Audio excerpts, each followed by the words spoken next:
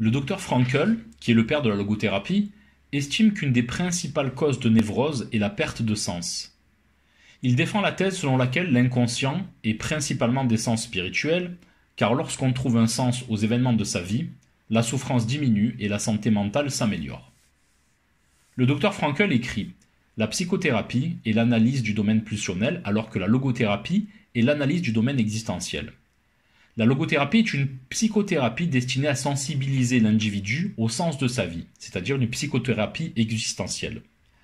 Selon Viktor Frankl, elle est considérée comme la troisième école viennoise de psychothérapie focalisée sur le besoin de sens, alors que la psychanalyse freudienne est centrée sur le principe de plaisir et que celle d'Alfred Adler se cristallise sur la volonté de puissance individuelle.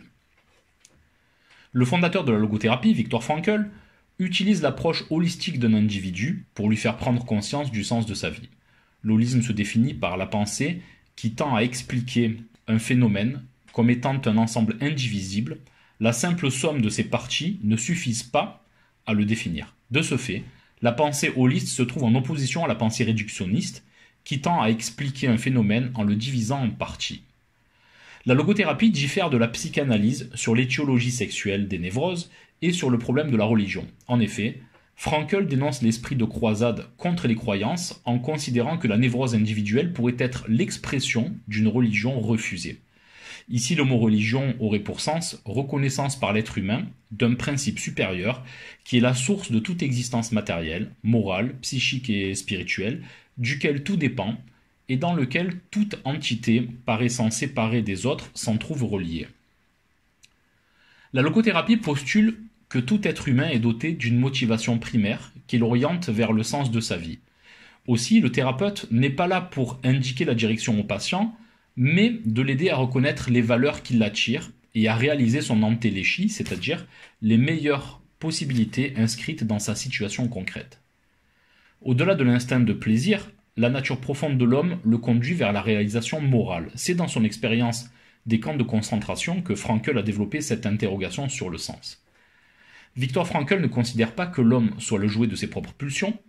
Il s'oppose aussi au behaviorisme, qui s'appuie sur l'expérimentation et la mesure scientifique, car l'homme n'est pas complètement déterminé par son contexte social.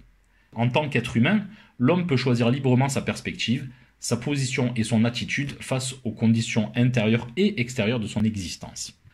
Contrairement à la psychanalyse freudienne ou adlérienne, la logothérapie ne va pas décortiquer les pulsions, ni les émotions, voire les sentiments résultant du vécu de cette situation, mais va procéder à une analyse existentielle, c'est-à-dire qu'elle va poser la situation, y discerner un maximum d'entités, de paramètres, confronter tous les contraires, jusqu'à obtenir une lecture intelligible permettant de mettre en évidence les désaccords existants entre la situation et les valeurs intrinsèques de la personne accompagnée.